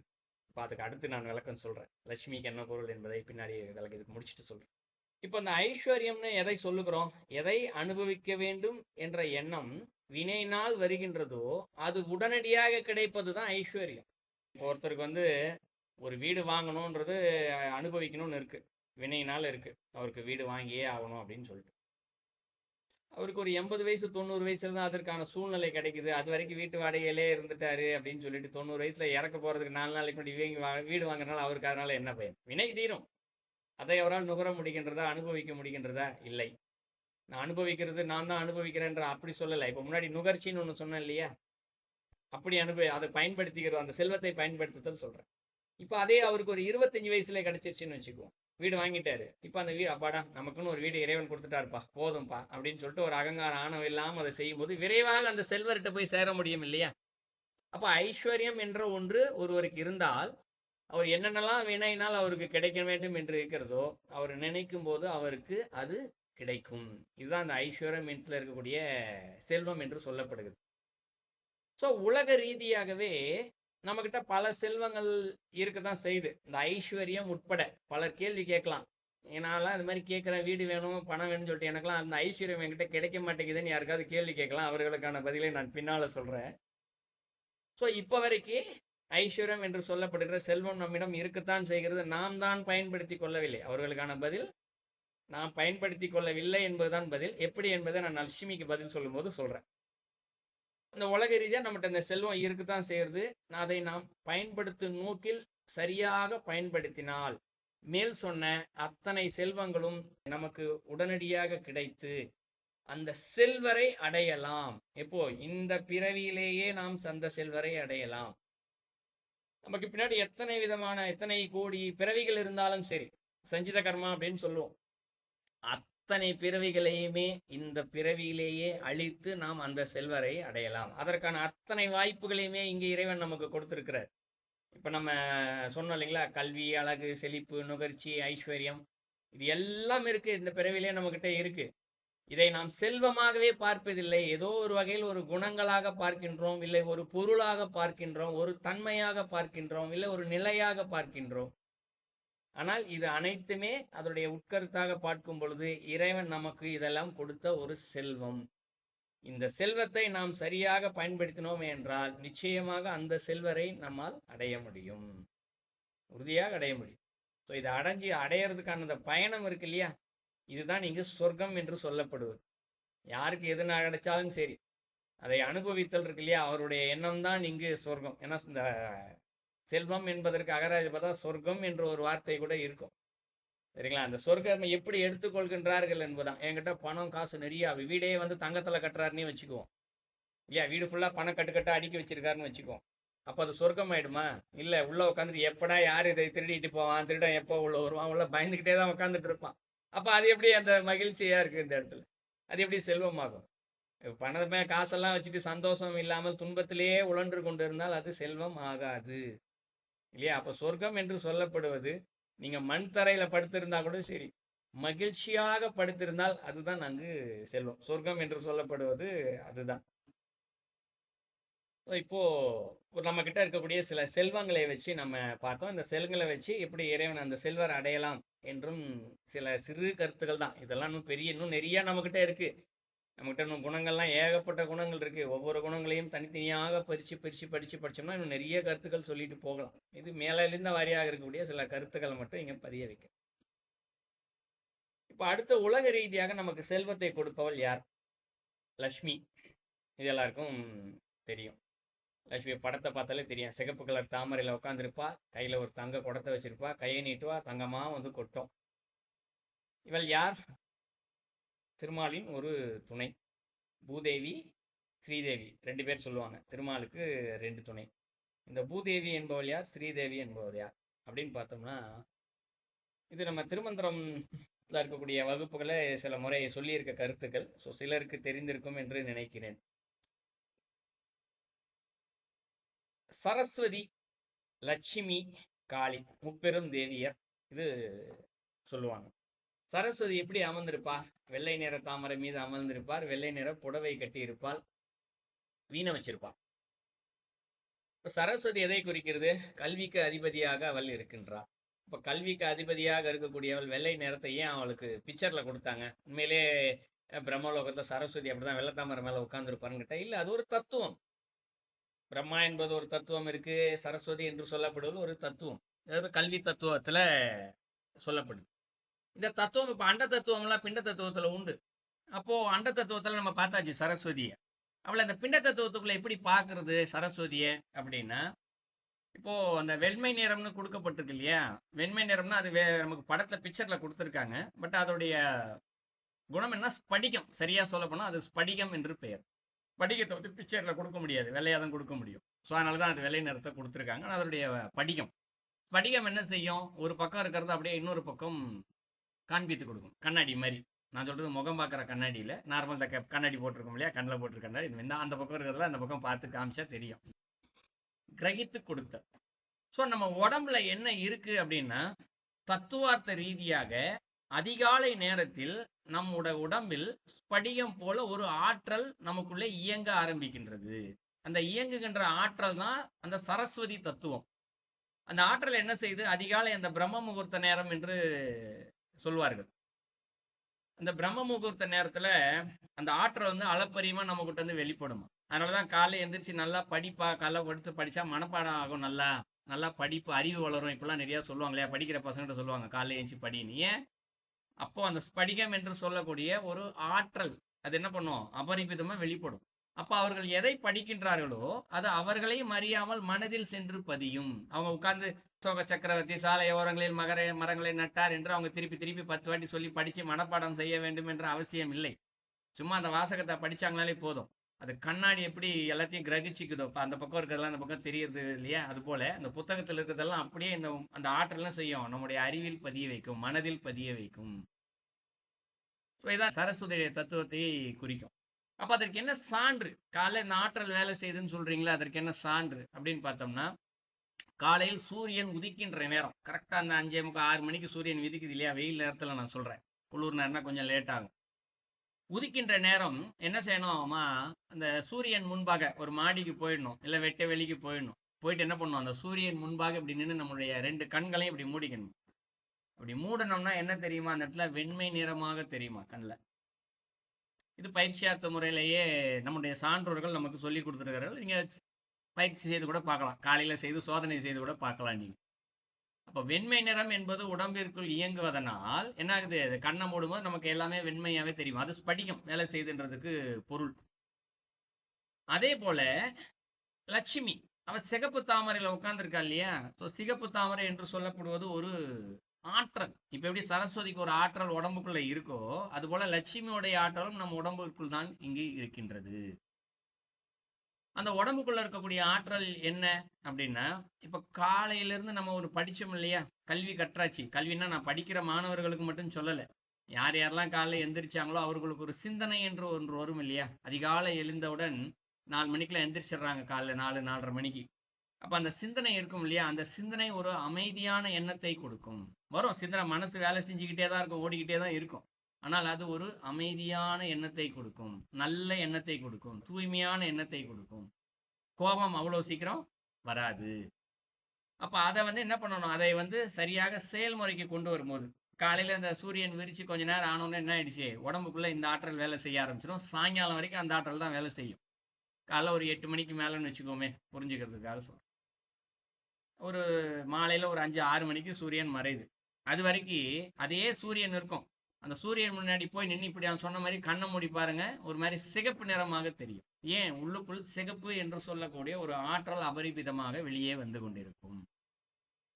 இந்த ஆற்றல் தான் லட்சுமியை குறிக்கும். யார் ஒருவர் அந்த ஆற்றலை பயன்படுத்தி சரியாக தன்னுடைய தொழிலை செய்கின்றார்களோ, அப்ப அது தர்மப்படி நடக்கும் பொழுது அவர்களுடைய ஆற்றல் என்னப்படுது, அந்த உள்ள இருக்கக்கூடிய ஆற்றல் அவர்களுக்கான சூழ்நிலைகளை உருவாக்கி கொடுக்கின்றது. வீடு வாங்குறதுக்கு, கார் வாங்குறதுக்கு, இல்ல பணமோ தங்கமோ அவர்களுக்கு தேவையான அந்த செல்வத்தை, பொருள் எதா இருந்தாலும் சரி வாங்கிக்கிறதுக்கான ஒரு பொருள் வேணும் இல்லையா, பணம் வேணும் இல்லையா, அதனை கொடுப்பதற்கான சூழ்நிலையை அவர்களுக்கு உருவாக்கி கொடுக்கின்றது. ஸோ நமக்கும் அப்படித்தான், டெய்லி காலைல இருந்து சாயங்காலம் வரைக்கும் லட்சுமியுடைய ஆற்றல் நம்ம உடம்புக்குள்ள வேலை செஞ்சுக்கிட்டு தான் இருக்கு. ஏன் நமக்கு அது பல நேரம் அந்த ஐஸ்வர்யம்னு சொன்னேன் இல்லைங்களா, கேட்டோன்னே எனக்கு கிடைக்கணும். இப்போ நம்ம கேட்குறோம், காலில இருந்து நீங்க இவ்வளோ வேலை செஞ்சுட்டான்ப்பா, எனக்கு இந்த காசு வரணும்ப்பா அப்படின்ற ஒரு எண்ணம் கிடைக்கும் போது ஏன் பல நேரங்களில் கிடைக்கவில்லை என்றால், தொழிலுக்கு என்று ஒரு தர்மம் இருக்கின்றது. அது என்னவென்றால், இன்னைக்கு சூழ்நிலை எப்படி ஆகி போச்சுன்னா, ஒரு தொழில் காலையில வேலைக்கு போகும்போதே இன்னைக்கு இந்த வேலை செய்யணும், செஞ்சோன்னா எனக்கு எவ்வளோ காசு வரும், இந்த மனநிலையில் தான் செல்கின்றார்களே தவிர்த்து, எனக்கு இந்த தொழில் தெரியும், இந்த தொழிலை நான் எப்படி தர்மத்தோடு செய்வது. காலையில 8 மணி நேரம்னா 8 மணி நேரம் வேலை செய்யணும், அதான் தொழில் தர்மம். ஆனா எப்படி கொஞ்ச நேரம் உட்காந்து ஒப்பேத்துறது, டீ குடிக்க போறதுல கொஞ்ச நேரம் உட்காருறது, அவங்க கூட பேசுறது, இப்படி ஒப்பேத்தி வேலையை கொஞ்சமா செஞ்சா போதும், ஆனா காசு மட்டும் நிறைய வேணும் என்ற எண்ணம் இருக்கு இல்லையா? அப்ப என்ன ஆயிடுது, அவர் தான் செய்த தொழிலிருந்து தர்மத்தை விட்டு விலகி நிற்கிறார். அப்ப விலகும் போது அந்த ஆற்றல் என்ன செய்யுது, அவர்களுக்கான சூழ்நிலையை உருவாக்கி கொடுப்பது இல்லை. அதனாலதான் பாதி பேர் எவ்வளவுதான் லட்சுமியை போய் உழுந்து உழுந்து கும்பிட்டாலும் ஏன் கிடைக்க மாட்டேங்குது. சில பேருக்குலாம் கரெக்டா கிடைக்குது. ரொம்ப மல்டி மில்லியனர் கோடீஸ்வரங்கள்லாம் பாருங்க, சர்வ சாதாரணமா அவங்கெல்லாம் பணம் அப்படி பெருகிக்கிட்டே போகுது. நான் சமீபத்துல கூட சொல்லியிருந்தேன் வேற ஒரு வகுப்புல, உலக கோடீஸ்வரர்களே ஒரு 1000 பேரை எடுத்து ஒரு பத்திரிகை எடுத்து ஒரு பேட்டி எடுத்தாங்க, எப்படி இவங்கெல்லாம் கோடீஸ்வரா இருக்காங்கன்னு சொல்லி. அப்போ அவங்க கிட்ட கேட்ட எல்லாருக்கிட்டையும் ஒரு குறிப்பிட்ட ஒரு 100 கேள்வி கேட்டு கடைசியில் ஒரு 5-6 பதில் எடுத்து வச்சாங்க. எல்லாருக்கும் ஒப்பீடு ஒரே மாதிரி இருக்கு, எல்லாரும் ஒரே பதில் சொல்றாங்க. என்ன பதில் சொல்றாங்கன்னா, மல்டி மில்லியனரா இருக்க எல்லாருமே, அதாவது நான் சொல்றது எப்படி ஆராய்ச்சி செஞ்சாங்கன்னா, உலக கோடீஸ்வரர்கள் ஒரு 1000 பேர் எடுத்துக்கிட்டாங்க. எல்லா நாட்டிலையும் இருந்தோம், அமெரிக்கா, லண்டன், ஜப்பான், எல்லா நாட்டுல இருந்து எடுத்துக்கிட்டாங்க. எல்லாருக்கிட்டையும் நூற்றுக்கணக்கான கேள்விகள் கேட்டது. ஆனா ஒரு குறிப்பிட்ட கேள்விகளுக்கு மட்டும் எல்லாரும் ஒரே மாதிரி பதில் சொன்னாங்க. என்ன பதில்? எல்லாரும் காலை சீக்கிரம் எந்திரிச்சாங்க, ஃபர்ஸ்ட் விஷயம். எல்லாரும் தங்களுடைய உடம்பை பார்த்துக் கொள்வதற்கு ஏதேனும் ஒரு பயிற்சி செஞ்சாங்க. அது யோகாசனமா இருக்கலாம், ஜிம்முக்கா இருக்கலாம், நடைபயிற்சியா இருக்கலாம், ஓட்டமா இருக்கலாம், ஏதோ ஒரு பயிற்சியை உடம்பிற்காக அவர்கள் செய்தார்கள். அதற்கடுத்து என்ன செய்தார்கள், நாளை இன்னைக்கு என்னென்னலாம் தொழில் செய்ய வேண்டும், இன்னைக்கு காலையில இருந்து நான் சாயங்காலம் வரைக்கும் நான் என்னென்ன செய்ய வேண்டும் என்று முன்பே திட்டமிட்டு வைத்திருந்தார்கள். அந்த திட்டம் எப்படி இருக்கு, குறிப்பிட்ட நேரத்துல இன்னும் எவ்வளவு வேலை செய்யலாம் அப்படின்னு தான் அவங்க எல்லாம் யோசிக்கிறாங்களே தவிர்த்து, நான் சீக்கிரமா முடிச்சுட்டு எப்ப வீட்டுக்கு வருவேன்னு யாரும் யோசிக்கல. எல்லாரும் இன்னும் நான் எவ்வளவு தூரம் என்னுடைய எஃபெக்ட் போட முடியும், என்னுடைய சிந்தனை எவ்வளவு கொடுக்க முடியும், இப்படிதான் எல்லாரும் யோசிக்கிறாங்க. யாரும் யாருக்கிட்டையும் விவாதமே அவங்களாம் செய்யறதே இல்லையா. இன்னைக்கெல்லாம் விவாதம் பண்ணிக்கிட்டு இருக்கோம் இல்லையா, நான் சொல்றதை நீ கேளு, நான் எவ்வளவு பெரிய ஓனரு, நான் சொல்றதை நீ கேளு அப்படின்னு சொல்றோம் இல்லையா. ஆனா அவ்வளவு பெரிய மல்டிமில் யாரும் அந்த எண்ணத்தெல்லாம் சொல்றதே இல்லையா. யார் என்ன சொன்னாலும் கம்முன்னு கேட்டுக்குவாங்களாம், கேட்டுக்கிட்டு நீ இதை செய் அப்படின்னு சொல்லி ஒரே வார்த்தையில கொடுத்துட்டு போயிட்டே இருப்பாங்களாம். இப்படி ஒரு வரைமுறையெல்லாம் வச்சிருக்காங்க. ஸோ இதை சரியாக கடைபிடிக்கும் போதுதான் அப்போ அவங்களுக்குள்ள இருக்கக்கூடிய அந்த லட்சுமி என்று சொல்லக்கூடிய ஒரு ஆற்றல் வெளிப்படுகின்றது. அதான் என்ன செய்யுது, அவர்களுக்கு அந்த சூழ்நிலையை மேலும் மேலும் அந்த ஐஸ்வர்யம் என்று சொல்லக்கூடிய அந்த சூழ்நிலையை அவர்களுக்கு உருவாக்கி கொடுக்கிறது. அவங்க ஒரு விஷயம் நினைச்சாங்கன்னா கரெக்டா நடக்குது. நாளைக்கு இந்த இடத்துல இன்னொரு தொழில் ஆரம்பிக்கணும் அப்படின்னு மனசுல திட்டம் போட்டு செஞ்சாங்கன்னா கரெக்டா அந்த சூழ்நிலை ஆள் கிடைக்கிறாங்க, அதுக்கேற்ற பேங்க் லோன் கிடைக்குது, இல்ல பணம் கிடைக்குது, ஏதோ ஒன்று நடக்கிறது, தானா நடக்குது. இன்னைக்கு பாக்குறோம்ல உலகத்துல ஒருத்தரே இன்னைக்கு 10 20 தொழில் செய்யறோம், 100 தொழில் செய்யறவங்களா இருக்காங்க இன்னைக்கு. ஸோ இதான் இந்த இடத்துல ஐஸ்வர்யம் என்று சொல்லப்படுகிறது. ஸோ அப்போ நம்மக்கிட்ட பணம் சேரணும், செல்வம் சேரணும் அப்படின்னா என்ன செய்யணும்? முதல்ல நம்ம உடம்புக்கு உண்டான ஒழுக்கத்தை கரெக்டாக கடைபிடிக்கணும். நமக்குள்ளே இருக்கக்கூடிய சரஸ்வதியை சரியாக பயன்படுத்திக்கணும். நமக்குள்ளேருந்து வெளியே வர லட்சுமி அந்த ஆற்றலை சரியாக பயன்படுத்திக்கிட்டோம்னா நிச்சயமாக நமக்கு அந்த ஐஸ்வர்யமானது கிடைக்கும். ஸோ இவர்களை எல்லாம் பார்த்து அந்த நான் என்ற அகங்காரத்தை மட்டும் விட்டுவிட்டால் அந்த மிகப்பெரிய செல்வம், இத்தனை சிறு சிறு செல்வங்களை வைத்து அந்த பெரிய செல்வரை நம்மால் நிச்சயமாக அடைய முடியும். அதுவும் இந்த பிறவியிலேயே அடைய முடியும். அத்தனை சஞ்சின கர்மாக்களையும் தீர்க்க முடியும். எத்தனை கோடி பிறவிகள் இருந்தாலும் தீர்க்க முடியும். இந்த ஒரு சிறிய கருத்தை பதிய வைக்கிறேன். ஸோ இதுக்கு முடிக்கும் போது ஒரு சின்ன விஷயத்த சொல்லி முடிக்கிறேன். லட்சுமி சொல்லியாச்சு, சரஸ்வதி சொல்லியாச்சு. இப்போ பேச்சு வழக்கில் இன்னொரு தேவி இருக்காங்க, பலருக்கு தெரிஞ்சிருக்கும்னு நினைக்கிறேன்.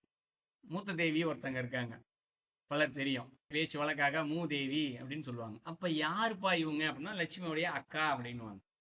பலருக்கு இவர்களுடைய இதுக்கு நான் செல்வம் தலைப்பிற்கும் இருக்கும் சம்பந்தம் இல்லை, பட் இது ஒரு சின்ன கருத்தாக தான் சொல்ல எல்லாரும் தெரிஞ்சு, ஏன்னா பலருக்கு தெரியாது, எல்லாரும் தெரிஞ்சுக்கணுன்றதுக்காக தான் சொல்ல வந்தேன். அவருடைய தத்துவம் என்ன அப்படின்றத எல்லாரும் தெரிஞ்சுக்கணுன்றதுக்காக தான் இங்கே சொல்ல வந்தேன். அந்த காலத்தில் நான் சொல்வது ஒரு 100 வருடம் 150 வருடங்களுக்கு முன்பாக. இப்போ இன்னைக்கெல்லாம் பார்த்தோம்னா வீட்டில் குப்பையை கொட்டுவதற்கு இடம் இருக்கிறது. இதிலே வந்து மக்கும் குப்பை, மக்கா குப்பை, எலக்ட்ரிக்கல் குப்பை இப்படி நிறைய பிரித்து வைக்கிறோம். ஆனால் நீங்கள் ஒரு 70 80 வருஷத்துக்கு முன்னாடி போனீங்கன்னா மக்கா குப்பை என்ற ஒன்று கிடையவே கிடையாது, தெர்மாகோல் என்ற ஒன்று கிடையாது, பிளாஸ்டிக் கவர் என்ற ஒன்று கிடையாது இல்லையா, கண்ணாடி பாட்டில் என்ற ஒன்று சில இடங்களில் தான் முக்கியமான இடத்துல வச்சிருப்பாங்க. தவிர்த்து நீங்கள் அதுக்கு முன்னாடி காலெல்லாம் போனால் கண்ணாடி பாட்டில் கூட கிடையாது பல இடங்கள் இல்லையா, எல்லாமே மண்பானம் மட்டும்தான். இப்போ என்ன பண்ணுவாங்க, அவரவர்கள் வீட்டில் சேருகின்ற குப்பைகள், என்ன குப்பை சேரும் அதிகபட்சம்? காய்கறி கழிவுகளும் சமையல் கழிவுகளும் தான் வரும். இல்லை சாப்பிட்டது போக மீதி இருக்கக்கூடிய மிச்ச மீதி தான் வரும். இது ஒன்று. இரண்டாவது, எல்லார் வீட்லேயும் எல்லார் வீட்லேயும் மாடு இருக்கும், ஆடு இருக்கும், கோழி இருக்கும். அப்போ இதெல்லாம் சேர்த்து என்ன செய்வாங்க, ஒரு குப்பையாளி என்ன பண்ணுவாங்க, அந்த வீடு ஒரு 10 வீடு இருக்குன்னு வச்சுக்குவோம், எல்லா வீட்டுக்கும் சேர்த்து என்ன பண்ணுவாங்க, பொதுவாக ஒரு இடத்துல கொட்டி வைப்பாங்க. இதெல்லாம் அதை என்ன பண்ணுவாங்க, ஒரு சுற்றி ஒரு தட்டி மாதிரி கட்டி மறைப்பு மாதிரி போட்டு வச்சு மலை மாதிரி குமிச்சிக்கிட்டே வருவாங்க. இப்போ இந்த இடத்துக்கு இருக்கு இல்லையா, அந்த இடம் யார் வாசம் செய்கின்ற இடம்? மூதேவி வாசம் செய்கின்ற இடம் என்று சொல்வார்கள். ஏன்னா குப்பை தேவையில்லாத பொருட்கள்லாம் அங்கதான் இருக்கு. இப்போ என்ன நடக்கும், அந்த குப்பையெல்லாம் விவசாயம் செய்ய ஆரம்பிக்கும் போது என்ன தேவைப்படும் உங்களுக்கு? உழுததுக்கு பின்பாக எரு தேவைப்படும். எரு என்றால் உரம் தேவைப்படும். இந்த இடத்துல மொத்தமா போட்டு வச்சிருக்காங்களே, ஆட்டு சாணி, மாட்டு சாணி, இந்த சாப்பாட்டு கழிவு இதெல்லாம் சேர்ந்து என்ன ஆயிருக்கும், உரமா மாறி இருக்கும். எல்லாம் வெயில் பட்டு எல்லாம் உரமா மாறி இருக்கும். இதை அப்படியே எடுத்துட்டு கொண்டு போய் என்ன பண்ணுவாங்க, விவசாய நிலத்துல போடுவாங்க. எல்லாமே உரமா விவசாயத்துக்கு உபயோகப்படும். அப்போ இது உரம் எல்லாம் போட்டா என்ன ஆகும், விவசாயம் உரம் போட்டோன்னே என்ன ஆகும், பயிர்கள் நன்றாக வளரும். அதனாலதான் என்ன சொன்னாங்க, மூதேவி சென்றால் அழகு. எது அழகா, இவ போனா தான் பயிர் பச்சை பசேல்னு நல்லா வளரும், அதைத்தான் அழகு என்று சொன்னார்கள். மூதேவி சென்றால் அழகு, லட்சுமி வந்தால் அழகு. அப்ப என்ன, இப்ப பயிர் நல்லா வளர்ந்துருச்சு, வளர்ந்ததுக்கு பின்பாக அதை விற்று பணம் காசு வரும் இல்லையா, அப்ப அவ வந்தா அழகு, லட்சுமி வந்தா அழகு. ஸோ இதைத்தான் இங்கு சொன்னார்கள். ஸோ இது ஒரு சிறிய கருத்தை பதிய வைக்கிறேன். இன்னொன்று, இப்போ இந்த பணம் செல்வம் இதை வச்சு இன்னொரு கருத்தை சொல்லுவார்கள், அதிர்ஷ்டம் என்ற ஒரு கருத்தை சொல்லுவார்கள். அதிர்ஷ்டம் இருக்கணும்பா, செல்வம் நிறைய சேரும், வீடு வாங்கிட்டேன், காசு வாங்கிட்டேன், இப்படி நிறைய விஷயம் சொல்லுவாங்க இல்லையா. ஆனா அந்த அதிர்ஷ்டம் என்பது இப்பொழுது எதன் அடிப்படையில் பார்க்கப்படுகின்றது அப்படின்னு பார்த்தோம்னா, வசதியின் அடிப்படையில் பார்க்கப்படுகிறது. ஒருத்தர் 10 வீடு வச்சிருக்காரா, அவருக்கு என்னப்பா அதிர்ஷ்டக்காரன், நிறைய வீடு வச்சிருக்காரு. பெண்கள் நிறைய நகை வச்சிருக்காங்களா, அவளுக்கு என்ன அதிர்ஷ்டக்காரி, 100 பவுன் நகை வச்சிருக்கா. ஸோ அதிர்ஷ்டம் என்பது வசதியின் அடிப்படையில் தான் பார்க்கப்படுகிறது. ஸோ ஒருத்தனுக்கு திறமை இருக்கு, அதிர்ஷ்டக்காரன், திறமை இல்லாதவன் அதிர்ஷ்டம் இல்லாதவன், இப்படித்தான் பார்க்க. ஆனா அதிர்ஷ்டம் என்றால் என்ன அப்படின்னா, இந்த திருஷ்டி என்ற ஒரு வார்த்தை உண்டு இல்லையா. திருஷ்டி எல்லாரும் கேள்விப்பட்டிருங்க. திருஷ்டி எதை குறிக்கிறது, பார்ப்பதை குறிக்கும் இல்லையா, பார்ப்பதை குறிக்கும். அப்போ அதிர்ஷ்டம் அதுக்கு எதிர்மறையானதான். திருஷ்டி என்பதற்கு அதிர்ஷ்டின்னு வரும், ஆனா அது அதிர்ஷ்டம் என்றது வார்த்தை மாறி இருக்கு. சமஸ்கிருதத்துல அப்படிதான் வரும். ஏன்னா சமஸ்கிருத வார்த்தை, தமிழ் வார்த்தை கிடையாது, சமஸ்கிருத வார்த்தை.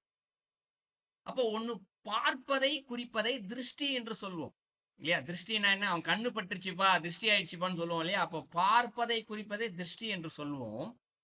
பார்க்க முடியாததை பார்ப்பவனுக்கு அதிர்ஷ்டம் என்று குறிக்கும். பணம் வச்சிருக்கவன் அதிர்ஷ்டம் கிடையாது. பார்க்க முடியாத யாராலுமே ஒன்னு பார்க்கவே முடியல. அவன் அது ஒரு ஞானி வந்துட்டாரு, ஒரு ஊருக்கு வந்துட்டு போயிட்டாரு. ஆனா அவர் வந்து போனது ஒரே ஒருத்தர் தான் பார்த்திருக்காரு, யாருமே பார்க்கல. அப்ப அவன் என்ன சொல்லுவான்? ரொம்ப அதிர்ஷ்டசாலிப்பா, அவரை பார்த்துட்டப்பா அப்படின்னு சொல்லுவாங்கல்ல. அவனா பணமா வச்சிருக்கான்? ஒன்றும் கிடையாது. பார்க்காததை பார்த்ததனால் அவன் அதிர்ஷ்டசாலி. ஸோ நம்ம பார்த்த விஷயங்கள்லாம் என்ன ஆகும்? சுவடுகளாக நம்ம மனசுல வந்து பதிஞ்சிரும். பதிவுகள் அழியும் வரை அது திருஷ்டியாகவே இருக்கும். அப்ப கண்கள் பார்த்ததை மட்டுமே நம்புவதால் தன்னிடம் இல்லாத பொருள் இன்னொருவரிடம் இருப்பதை பார்க்கும்போது அது தன்னிடம் இல்லையே என்ற ஏக்கம் ஒண்ணு வருது இல்லையா? அங்கதான் பொறாம ஆரம்பிக்குது. இதைத்தான் திருஷ்டி அப்படின்னு சொல்றாங்க. புரியுங்களா? அப்ப அதிர்ஷ்டம் என்பது என்ன? பார்வைக்கு புலனாகாத விஷயம் என்று பொருள். அப்ப பார்வைக்கு புலனாகாத ஒன்று என்பதை எப்படி புரிஞ்சுக்கிறது? இப்ப நான் முன்னாடி சொன்னேன் இல்லைங்களா? சரஸ்வதி ஆற்றல், லட்சுமி ஆற்றல், உள்ளுக்குள்ள அகம் அகம் அழகா இருக்கிறதுன்னு சொன்னேன் இல்லைங்களா? அப்ப இது போல சிந்தனைகள்லாம் யாராலாவது பார்க்க முடியுமா? நாம் கற்ற கல்வி, நாம் கற்ற அறிவு, நாம் நுகர்கின்ற போது வரக்கூடிய நான் என்ற எண்ணம் இல்லாமல் இருக்கக்கூடிய நுகர்வு, இப்ப இது எல்லாத்தையுமே நம்ம செயல்படுத்தும் போது யாராலாவது பார்க்க முடியுமா? ஏன்னா நம்ம எண்ணத்தை அவங்களால பார்க்க முடியாது. அப்போ அவர் தான் இங்கு அதிர்ஷ்டசாலியாக இருக்கின்றார். அப்ப நம்ம இந்த வகுப்புல பார்த்தது எல்லாத்தையும் நம்ம யார் ஒருவர் எல்லாத்தையும் கடைபிடிக்கிறவர் இல்லை. ஏதாவது ஒன்றை ஒருவர் கடைபிடித்தால் கூட அவர் இங்கு செல்வர் ஆகிறார், செல்வம் வைத்திருப்பவர் ஆகிறார். செல்வர்னு சொல்ல முடியாது, செல்வர்னா இறைவன் தான். செல்வம் வைத்திருப்பவர் ஆகின்றார். அவரே இங்கு அதிர்ஷ்டசாலி. ஏன்னா எல்லாரும் பார்க்கறத அவர் பார்க்கல, அவர் வேற ஒரு விஷயத்தை அனுபவிக்கிறார் உள்ளுக்குள்ள. ஸோ இதுதான் இங்கு அதிர்ஷ்டமே தவிர்த்து வேறொரு அதிர்ஷ்டம் என்பது இல்லை. ஸோ இப்போ இந்த செல்வம் தலைப்பிலே அதிர்ஷ்டம்ன்றதுக்கான பொருளும் இதுதான், எல்லாரும் தெரிஞ்சுக்கணும். கதையை ஆரம்பிக்கும் போது ஒரு கதையில் ஆரம்பித்தோம். அதுபோல் ஒரு கதையை சொல்லி இந்த இதை முடிச்சுக்கலான்னு நினைக்கிறேன். ஸோ இந்த கதை என்னென்னா, ஆரம்பிக்கும் போது நம்ம செல்வம்னா என்னன்னு தெரிஞ்சுக்கிறதுக்காக ஆரம்பித்தோம். இப்போ முடிக்கும் போது எதில் முடிக்கிறோன்னா, இங்கு பல பேர் என்ன செய்கிறாங்க நினைக்கிறாங்கன்னா, தாம் ஏழ்மையானவர்களாக நினைத்துக் கொள்கிறார்கள். அவங்ககிட்ட நிறைய இருக்கு, நம்ம கிட்ட இல்லை, அப்ப நாம் ஏழ்மையான, என்கிட்ட என்னப்பா இருக்கு? ஒண்ணும் இல்லப்பா, நீ என்னப்பா வசதியானவன். இப்படி பேச்சு வழக்காக சிலருக்கு இந்த எண்ணங்கள் எல்லாம் இருக்கும். அப்ப ஏழை என்ற ஒரு வார்த்தை பயன்படுகிறது. யார் ஏழை? இந்த இடத்துல ஏழைக்கான பொருள் என்ன? ஏன்னா இதுவும் செல்வம் சம்பந்தப்பட்டதான இருக்கு. பணம் நிறைய இருந்தா செல்வன் தான், பணம் இல்லையாதென்றால் ஏழை. அப்ப செல்வன் என்றால் யார் என்று இவ்வளவு நேரம் பதில் சொல்லிட்டு வந்தாச்சு. அப்ப அது போலவே ஏழை என்பதற்கும் நம்ம இங்க பொருள் பார்க்கணும் இல்ல. ஸோ அதற்காகத்தான் இந்த கதையை கொண்டு இந்த கதையை படிச்சுக்கிட்டோம்னா யார் ஏழை என்பது தெரிஞ்சிடும். ஒரு அரசர் என்ன பண்றாரு? ஒரு நாட்டை ஆண்டு கொண்டு இருக்கின்றார். அவர் என்ன பண்றாரு? இன்னொரு நாட்டை பிடிப்பதற்காக ஒரு பெரிய படையை எடுத்துக்கிட்டு இன்னொரு நாட்டை நோக்கி போய்கிட்டு இருக்கார். தர்மத்தின்படி வாழ்பவர் தான், நாட்டு மக்களுக்கு நன்மையை தான் செஞ்சுக்கிட்டு இருக்கார். ஆனா இன்னொரு நாட்டையும் சேர்த்து பிடிக்கணும்னு சொல்லிட்டு போறார். போற வழியில ஒரு ஆசிரமம் ஒன்று இருக்கு. துறை ஒருத்தர் உட்காந்து தியானம் பண்ணிட்டு இருக்காரு. ஒரு பார்த்தோன்னே என்ன செய்யறாரு? அங்கெல்லாம் ஒரே குளிர் அதிகமா இருக்கு. உடனே என்ன பண்றாரு? தாங்கிட்ட இருக்கக்கூடிய ஒரு பெரிய சால்வையை எடுத்துட்டு போயிட்டு அவருக்கு முனிவருக்கு குளிருமேன்னு சொல்லிட்டு அவருக்கு போத்தி விடுறாரு. முனிவர் கண்ணை திறக்கிறார். என்ன பண்ற நீ? யாரு நீன்னு கேட்கிறாரு. நான் ஒரு அரசன், அந்த நாட்டை வந்து பிடிக்கிறதுக்காக போய்கிட்டு இருக்கேன். போற வழியில நீங்க ரொம்ப குளிர்ல மாதிரி எனக்கு தெரிஞ்சுது, அதனால உங்களுக்கு இந்த சால்வையை போட்டு விடுறேன் அப்படின்னு சொல்றாரு. அப்ப முனிவர் சொல்றாரு, இல்ல எனக்கு இந்த சால்வை வேணாம், நீ எடுத்துட்டு போயிடு அப்படின்னு சொல்றாரு. இவருக்கு ஷாக் ஆயிடுச்சு. என்ன அரசே, என்கிட்ட இல்ல முனிவரே, என்கிட்ட ஏகப்பட்ட சால்வை இருக்கு, நான் ஒண்ணுதான் உங்ககிட்ட கொடுத்துருக்கேன், நீங்க பயன்படுத்திங்க. அவர் என்ன நினைச்சுக்கிட்டாரு? அரசர்னா தாங்கிட்ட இருக்க ஒரே ஒரு சால்வையை முனிவர்கிட்ட கொடுத்துட்டு இவர் குளிர போறாரு போல அப்படின்னு நினைச்சுக்கிட்டு முனிவர் சொல்றாருன்னு அவரா நினைச்சுக்கிட்டாரு.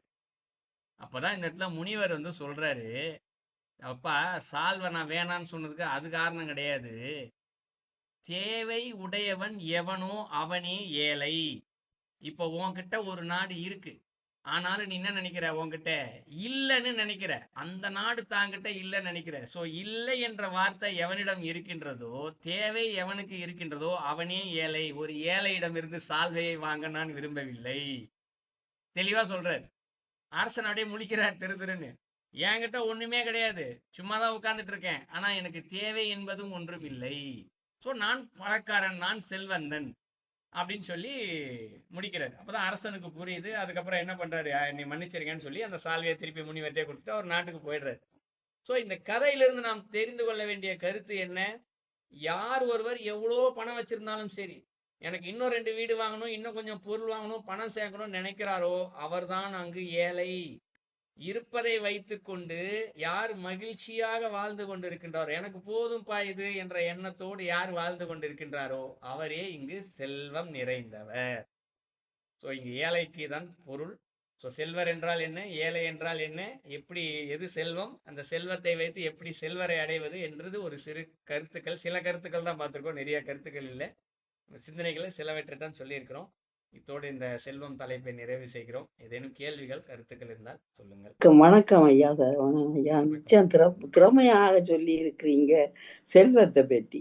செல்வம் நிலையாமை என்பதை அதுக்காக நிறைய கதைகள், சிறு கதைகளை சொல்லி சொல்லி எங்களுக்கு மிகவும் சிறப்பாக சொல்லி இருக்கு. இந்த பட்டினத்தாற்ற காதற்ற ஊசியும் எங்களுக்கு கூட வராது எல்லாம் மிகவும் சிறப்பாக சொல்லி இருக்கிறீங்க. அந்த துறவின்ற கதை ஒன்று சொன்னீங்க. அது இந்த என்ன அது நிறைய எனக்கு சொல்ல முடியல. துறவியை பற்றி சொல்லி நல்ல நிறைவாக செல்வத்தை இறைவன் நாங்கள் ஒன்றுமே கொண்டு போவதில்லை, போகைக்கில்லை என்றதை பற்றி எல்லாம் சிறப்பாக சொல்லி இருக்கிறீங்க. நுகர்வை பற்றி ஆசையை பற்றி எல்லாம் பெருமாக நல்ல செழிப்பாக சொல்லி இருக்கிறீங்க ஐயா. வணக்கம் ஐயா. நன்றி நன்றி ஐயா. வணக்கம்.